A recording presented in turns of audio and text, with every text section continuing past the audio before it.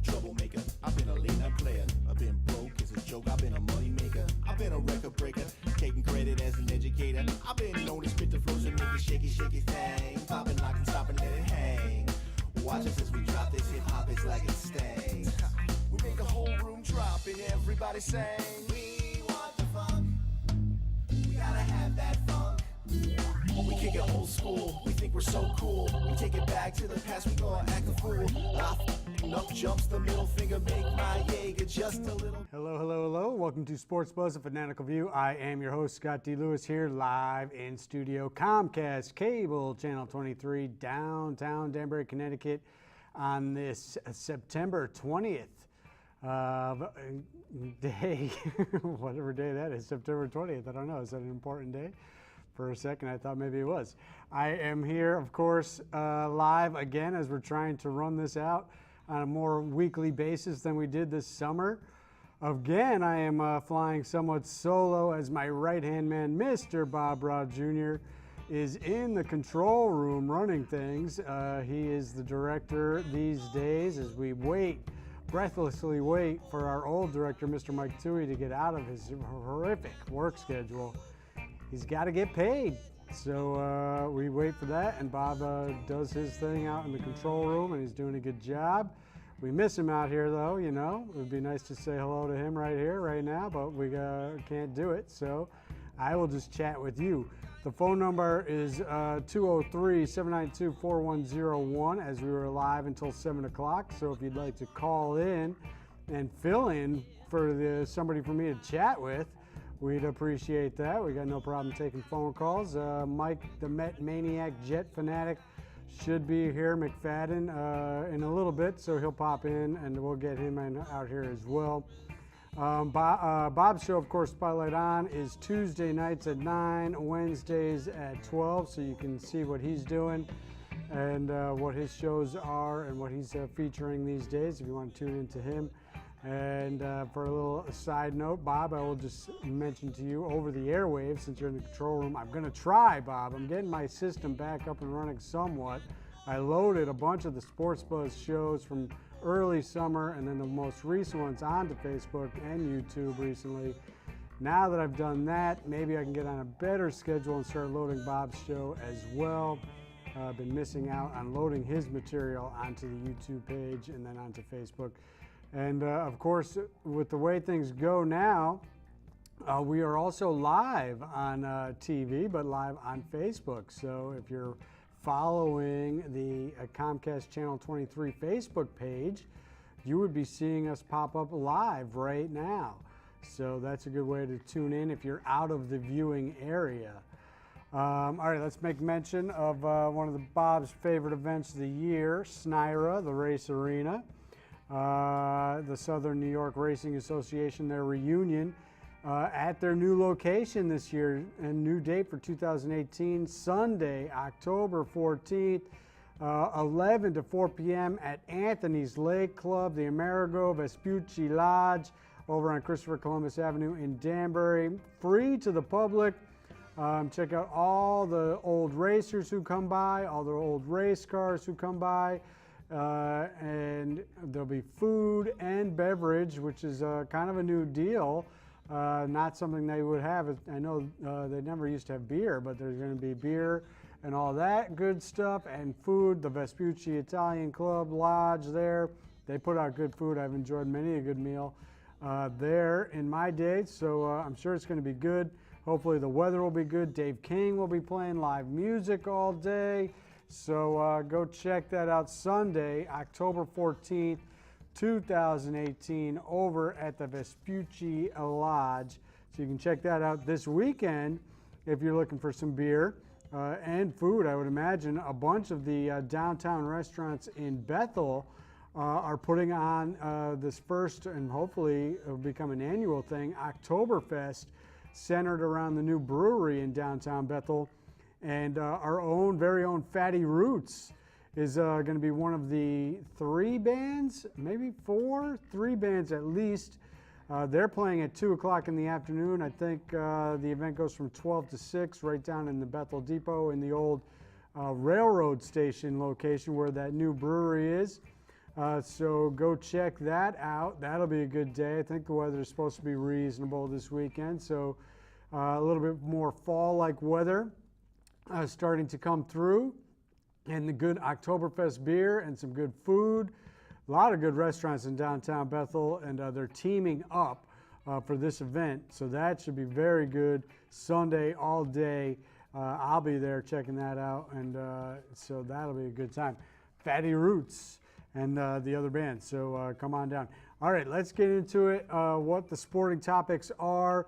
We're going to start with the NFL since the Jets, Jets, Jets are in action tonight, facing the Cleveland Browns.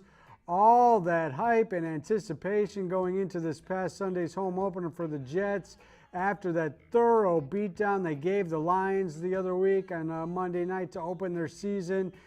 I mean, people were saying this was one of the most anticipated home openers in Jets history. I know everybody has a short memory when it comes to anything, really, and certainly in the sports world.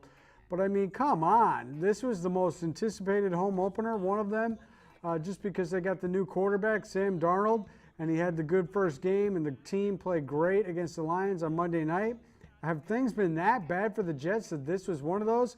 Have they forgotten when Bill Parcells, the big tuna, came to town after leading the Patriots, the rival, to the Super Bowl, and he bailed on them and went to the Jets and brought in local Long Island kid Vinny Testaverde, and they went to the AFC Championship game, lost that tough game against the Broncos, and came back.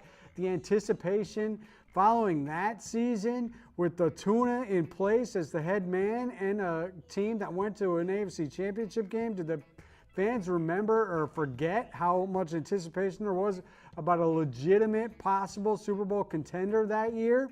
What about when Brett Favre showed up here? And remember, after Favre came here, everybody says, oh, but he was washed up. I mean, he led them to, 10-4 record before losing those last two. And then after he left New York, he went to Minnesota and brought them to an NFC Championship game. Favre was not washed up. Big anticipation when he was here. And then Sexy Rexy, the fat man in the bathtub, Ryan, and his boy Dirty Sanchez going to 2 straight AFC Championships games. All the anticipation following that. Said he wasn't going to kiss the rings of Bill Belichick up in New England. All that stuff. Huge anticipation following those seasons leading into the home openers. And everybody was just geeked up over Sam Darnold trying to drum up the idea that this was one of the most anticipated home openers in Jet history. I don't think so, not in the least bit. Sure, there was a lot of hype, a lot of anticipation. Everybody's fully, and they should be excited about the new young kid after the big win on Monday night against the Lions. And oh, what happened in this hotly anticipated game? The Fins, it was P-H-I-N, Fins, not the J-E-T-S, Jets, who got it done 2012 out there in the swamplands. As they scored, 20 points in the first half, ran out to an early lead. Jets couldn't get anything done. More turnovers this time from the Jets than there were the week before, and they couldn't come up with the turnovers themselves. They did claw back into this game in the second half, cut it to 20-12 in the fourth quarter, and then, as has happened in the past, especially under Sexy Rexy Ryan's regime, remember when the Jet defense was, good or great at times? They never could come up with that big stop late in the fourth quarter, and this happened again. They cut it to a 1-score lead after playing a pretty miserable game. If they had gotten a stop and gotten the ball back after shutting out the Dolphins in the second half, I mean, they had more total yardage offensively, 362 to 257. They had more first downs. They had more time of possession. But when it mattered most and they needed to come up with one stop to get the ball back and see if Darnold could orchestrate his first ever come from behind victory and/or set up a tie situation for overtime, they let the Dolphins keep the ball. They never got the ball back. So they lose this game 20-12. Dolphins move to 2-0. Jets fall to 1-1, and now they head to Cleveland.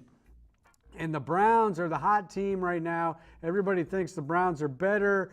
than what they have been, which wouldn't be that tough since they've only won one game in the last 2 seasons, 1-31. They start this season 0-1-1. They had the tie with the comeback against the Steelers in week 1. They should have won that game. They had a field goal blocked, missed a field goal in that game. And then they went down to the Big Easy and took on the Saints and were leading throughout this game until they gave up 18 points in the fourth quarter against the Saints. And then they tied it, and they had a chance to win this game as well. Multiple missed field goals in this game, the missed field goals against the Steelers. So everybody feels like the Browns, who are favored, as a matter of fact, to win this game against the Jets, should come out victorious. The Jets are going to have to go into a hostile territory. This is the third game in 11 days for the Jets, as they started on a Monday, played on a Sunday. Now they come back on a Thursday. So a lot of short rest, 2 games on the road as well. Will they be ready tonight? And will their defense, who has played overall pretty well, they had good special teams in the first game. That didn't really help them out against the Dolphins. The offensive line was not doing a great job as the Finns had the pass rush going, and we'll see what happens. But it's going to be a tough game and a tight game tonight. It's some interest, Jets versus Browns doesn't jump off the page when you look at the schedule and say, wow, that's kind of a good, interesting Thursday night game. But because the Browns, everybody's kind of interested to see what they do this year for some reason. Can they get back to some form of winning after only having the one win in the last 2 years? And now the Jets find themselves in the spot. Can the Browns get that early victory, move to 1-1-1 against these Jets, which would just be terrible. I texted my friend Andy, who's a huge Jets fan, lives up in Maine now. He texted me after the first Jets game. There's a huge Jets bar up there that he goes to, and the crowd was screaming, going crazy. He sent me video footage of that, and I asked him how the crowd at the Jets bar was doing this year, and he said, as quiet as it's been for the last 48 years or something like that, which was kind of a painful comment to hear. I mean, man, that is brutal.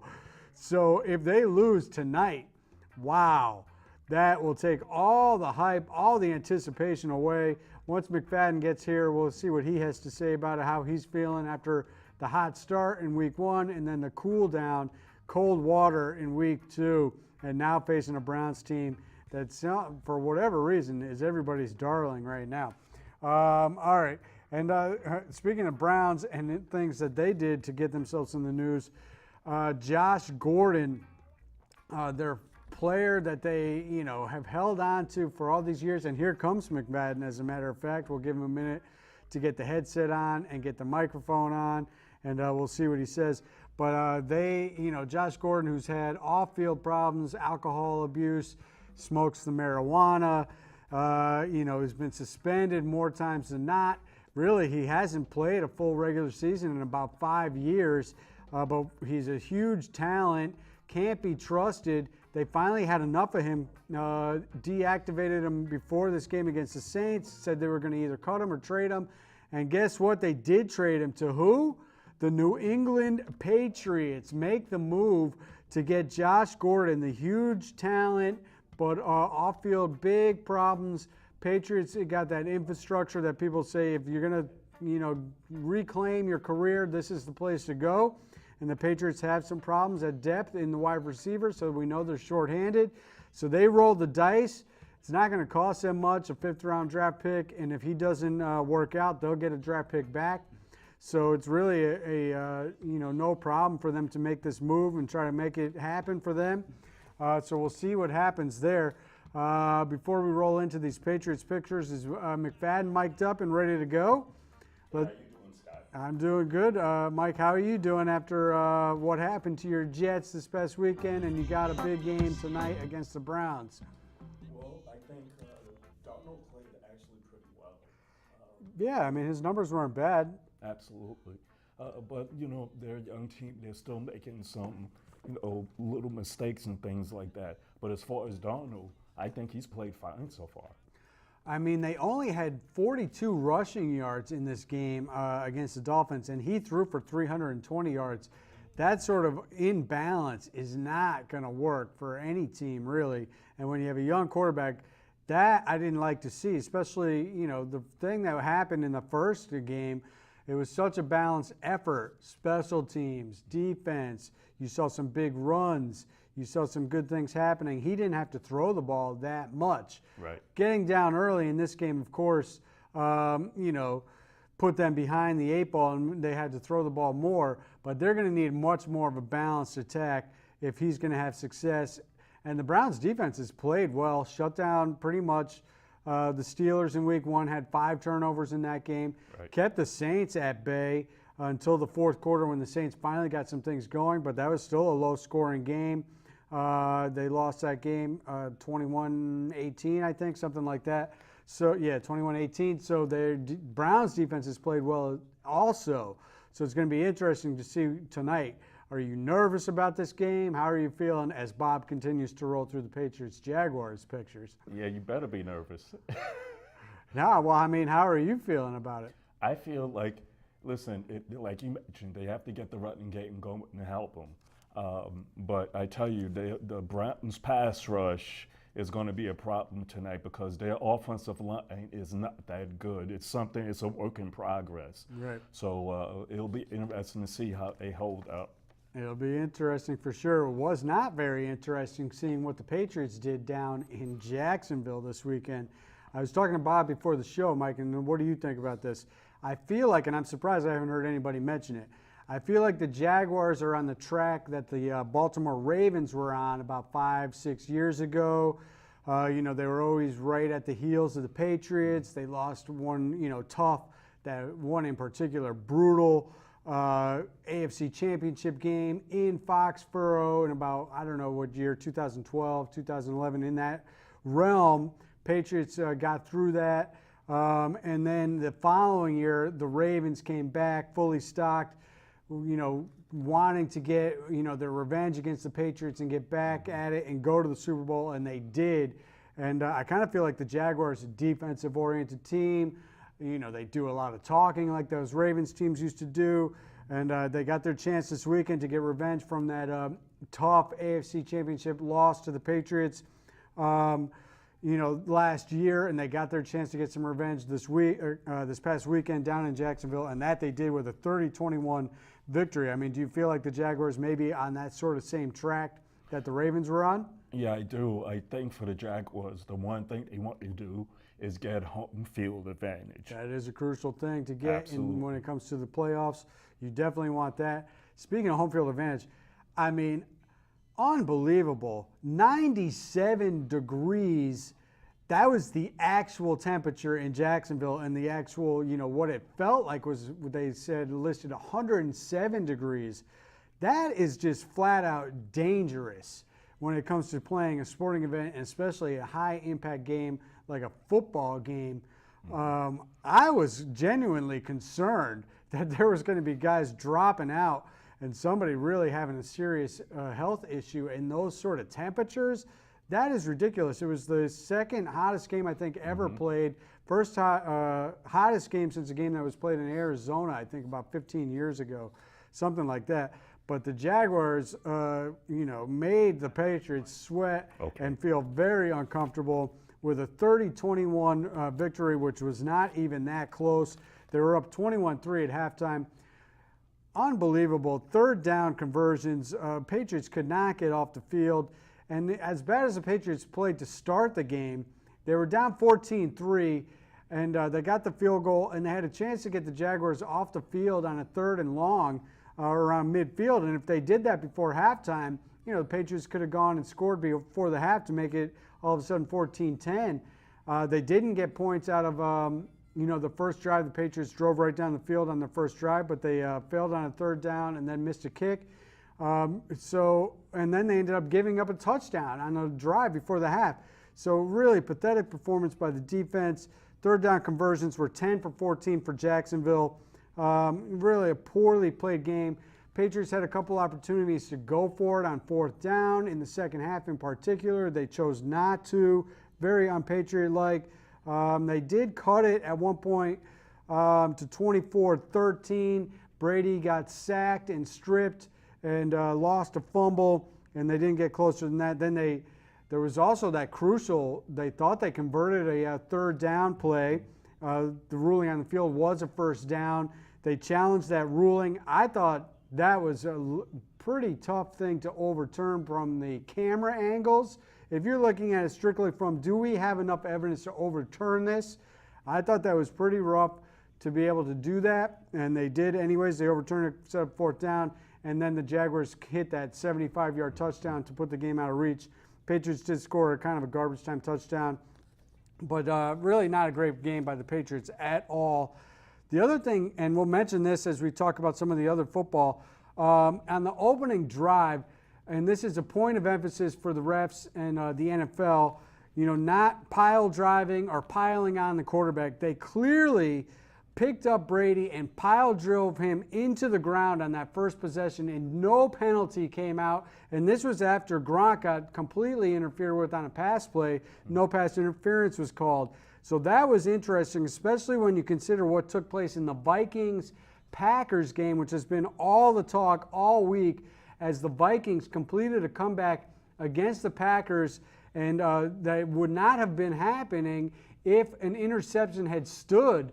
Instead, they called this pile drive play on a play that was not nearly as egregious as the one that took place in the Jacksonville Patriots game. It looked like a very textbook tackle on a sack that went for an interception. The interception was taken away. The Vikings were able to continue that possession, which led to the game-tying touchdown and two-point conversion. So nice job by Kirk Cousins, the new quarterback for the Vikings, in what was a good game. But rules changes, that was a point of emphasis, and also rules changes shortening the overtime, and now we had 2 weeks in a row with ties. Is that what the NFL wants? Ties in the NFL? I don't think so. So 2 weeks in a row we get ties because they shortened the overtime. So that was interesting, but the Patriots fall, and now the Patriots get to play the Lions, who your Jets beat up, and they get to face their old defensive coordinator, Matt Patricia, on Sunday night. And then the Giants, losers to the Cowboys, will get to play the Texans this weekend, who the Patriots beat in week 1. So the Giants, Jets, and Patriots all playing the same teams, as the Giants lost to the Jaguars week 1. Patriots now lose to the Jags. Giants come back with a stinker down in Dallas. That game was a complete dud. They lose 20-13. Eli's getting sacked, 6 times in that game, something like that. Cowboys hit the big 75-yard touchdown on the opening possession, get that going, and then they basically just kind of cruised to a ho-hum 2013 win, as it was 20-3, I think, at one point. Giants scored a touchdown late, but really too little too late. Barkley, only 28 yards rushing. Nothing going on for the G-men offensively. Their defense has been okay, but nothing happening on defense. Eli looks lost, but you can't really say. I mean, they retooled that offensive line, but they're not doing any protection for him and not opening any holes for Barkley, the new running back. I don't know, not so good. Same old Giants, as Bob would say, and they're going to get to face the Texans, Patriots, Lions, and of course you're just playing the Browns tonight. Some other interesting things. The state of Florida is 6-0 right now, Bob, or Mike. 6-0. How about that? Jacksonville, Miami, and Tampa Bay, with Fitz Magic coming up with 2 shockers against the Saints and the Eagles, are all 2-0 at 6-0. I mentioned the overtime rules already. Other teams that are 2-0, the Cincinnati Bengals, KC Chiefs, Denver Broncos, and the LA Rams. Teams that are 0-2 besides the G-men, the Buffalo Bills, who things have gotten so bad for Buffalo, they had a player retire at halftime. Mike is laughing at that one off camera. That was pretty crazy. That was unbelievable. Oh, my God. Other 0-2 teams, the Texans, who everybody thought with the return of their young quarterback, Deshaun Watson, would be a good comeback team this year, but they've fallen to 0-2. Raiders, the Raiders with Chucky, Coach Gruden, 0-2, not going well. They blew that game late against the Broncos in Denver. Lions 0-2. Seahawks, the Legion of Boom, they're getting boomed out, 0-2. And the Arizona Cardinals look as bad as the Bills. Crazy how bad they got. We're inside 5 minutes, so I'm going to skip over the schedule for this weekend. You can check it out yourself and see. We're down to 3 minutes. College football, I'm just going to mention UConn got on the win side with an outrageous game, 56-49 against URI. So they moved to 1-2. URI fell to 2-1. They're at Syracuse, who had a big win. Syracuse is 3-0 right now. Big win against Florida State this weekend, so it'll be tough for UConn. They have no defense whatsoever. Really just pathetic. My Colorado State is also a team that has no defense. They fall to 1-3, losing 48-10 against Florida. All right, baseball. What? Why? I mean, come on, Red Sox. You got a chance to put your foot on the throat of the Yankees. You're winning 1-0. Nathan Eovaldi's pitching 6 shutout innings. He's at 83 pitches. But in this modern era of baseball, he can't stay in the game. And Alex Cora's got to rest him. Alex Cora's got to protect all his guys. He's got to keep them fresh for the postseason. How about keep them ready, fired up, and putting in a killer spirit? And say, you got the Yankees who lost 2 out of 3 to Toronto this weekend. Oakland's right on their heels. You could really do damage to the Yankees. You could clinch the division in Game 1 of this series and, celebrate on, the house that Aroyd built out there in the Bronx. Instead, he pulls his starter. The bullpen blows it. They lose 3-2. Then Price gets shelled. Price is 0-6 in his tenure with the Red Sox at Yankee Stadium. And now they got to win tonight if they want to clinch this thing in the Bronx and not lose 3 straight and give the Yankees a little feel-good about themselves coming down the stretch. It's ridiculous. Let the pitchers pitch. Go for the kill. Put your foot on the throat of the Yankees. Let them make that trip out to Oakland and have to play that 1-game wild card. Instead, the Yankees get to hold that 2.5-game lead right now as it is over Oakland, and they're going to have a home field if it continues this way. I think this is a big game for the Red Sox tonight. You don't want to mess this up. You don't want to let the Yankees start feeling good. Judge is back. Their reliever Chapman's back. They came in losing, like I said. They were a below 500 team for the last 2 weeks, but now you're going to give them a little boost of life? Come on. Get it done. Get the division done tonight. Put your foot on the throat of the Yankees. Get that done. There's some wild things going on. We're running out of time. We only got about 30 seconds left, but there is wild things going on in the National League specifically. Yankees do have to continue to handle their business. Oakland's right behind them, and Oakland's got a bunch of home games coming up. The Yankees will be on the road next week after their home series with the Orioles this weekend. We will skip Champions League. We will skip the fact that Bruins opened in China in the preseason. What? Come on down to Bethel this weekend, Sunday, Oktoberfest, right downtown at the old train station. It's going to be good. Fatty Roots will be playing. We'll see you there, and we'll see you here next week. Take it easy.